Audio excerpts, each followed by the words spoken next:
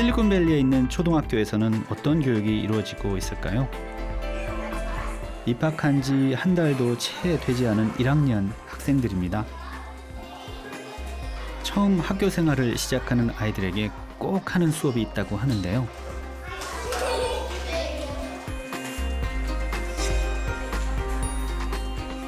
Okay, put your hands down.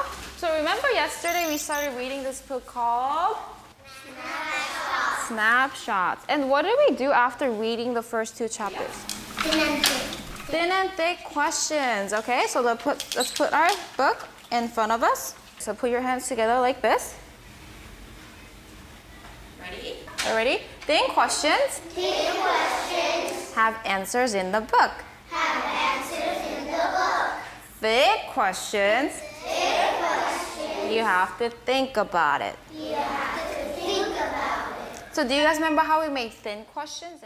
학기 초에는 1학년이라 아직 질문의 형태가 뭔지, 질문이 왜 중요한지 그걸 아직 모르거든요. 그래서 이제 질문의 형태를 몇 가지 가르쳐줘요. thin이라고 해서 굉장히 이제 shallow한, thick question이라고 해서 이렇게 많이 생각해야 되는 깊이가 있는 question 이렇게 두 가지로만 해서 우선 이렇게 질문의 형태들을 물어봐요.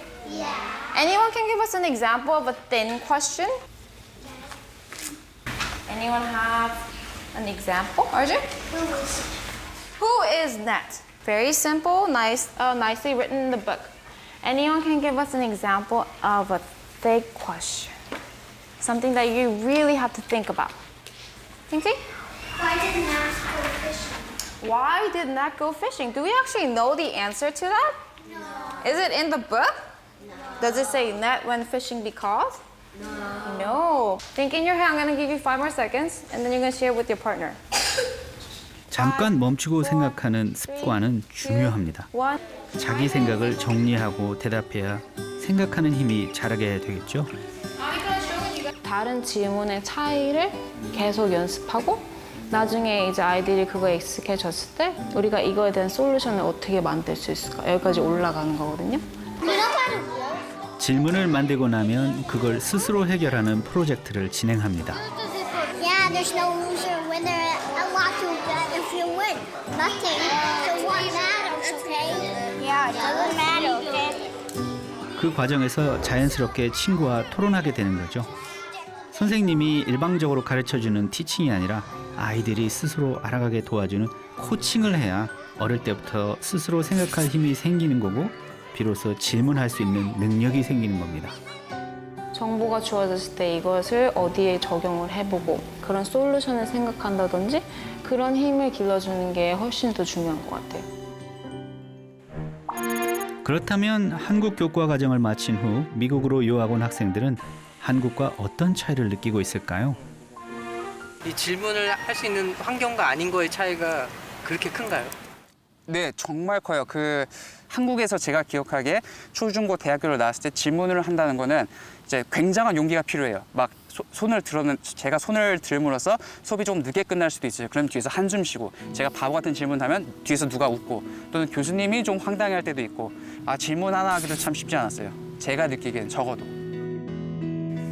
네, 미국 애들도 사실 성격 따라서 조금 다르긴 한데 아무래도 우리나라 특유의 이렇게 눈치 보는 문화가 많이 없고 정말 자기가 얘기하고 싶으면 아무 서스름 없이 자기의 생각을 발표하고 질문하고 이런 거는 정말 자연스럽게 하더라고요. 그리고 다른 사람이 말하는 거에 대해서 어떤 판단을 하거나 어떤 눈치를 주거나 그러지 않으니까 되게 자유롭게 토의하는 문화가 너무 자연스럽게 1학년 때부터 이루어지더라고요. 근데 이제 거기에서 참여를 하기 위해서 이렇게 말을 하고 어떤 내 생각을 말하는데 용기가 많이 필요하잖아요. 그래서 그런 걸 극복하는 게 좀 많이 오래 걸렸어요. 네.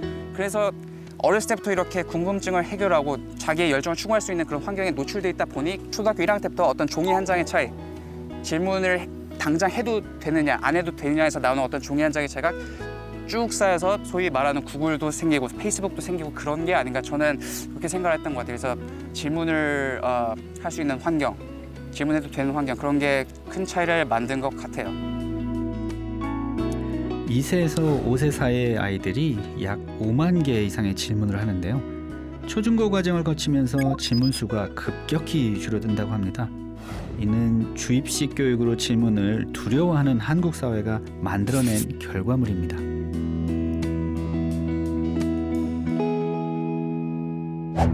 그런데 전 세계 학생들의 교육 수준을 비교 평가하는 국제 학업 성취도 평가 결과를 보면요. 우리나라는 매번 전 분야에서 항상 최상위권을 차지하고 있습니다. 그럼 우리 교육은 과연 잘 되고 있는 걸까요? 교육심리학자 김경희 교수는 우리가 착각하고 있다고 말합니다. 우리는 그러니까 이게 시험 성적을 실력이라고 생각하는 거예요. 그죠? 아, 공부 잘한다. 성적이 좋다. 우수한 아이다. 실력 있다.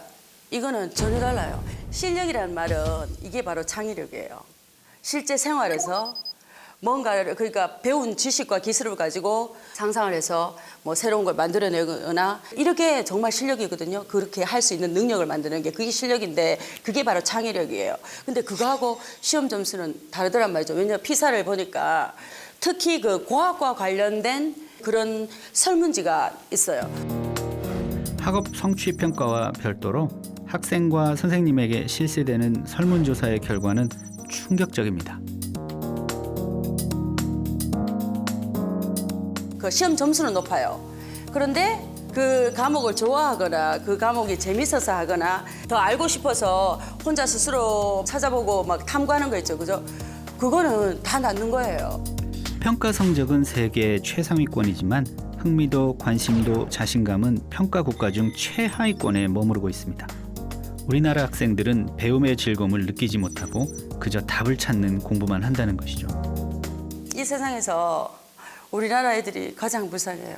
태어날 때부터 엄마들이 그렇게 이제 교육을 잘못 시키는 거예요. 무조건 이제 숫자 알아야 되고 산수해야 되고 글자 배워야 되고 그리고 또 문제집 풀어야 되고 그러다 보면 자꾸 외우는 것만 생각하지 놀면서 잔디밭에 누워서 하늘에 그 구름을 바라보면서 뭐 상상의 나래를 펴는 거 이런 시간을 안 주는 거예요. 그죠? 근데 문제는 어릴 때부터 그렇게 하다 보면은 결국은 이제 외우고 뺏기고 이제 반복적으로 연습하고 막 그것만 하다가 보면 뭐 이게 다 이런 실력, 창의력이 없어지는 거예요. 마음껏 질문할 수 없는 환경, 정답만을 요구하는 한국 사회.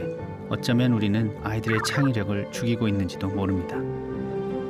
우리 아이들은 자유롭게 질문하고 토론하는 환경에서만 창의력이 커질 수 있습니다. 가정에서 시작해야 돼요. 무조건 가정에서.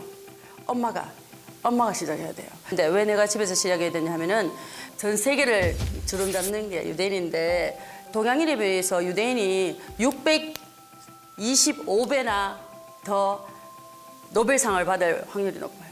이게 바로 유대인 엄마들이 그렇게 교육을 한 거예요.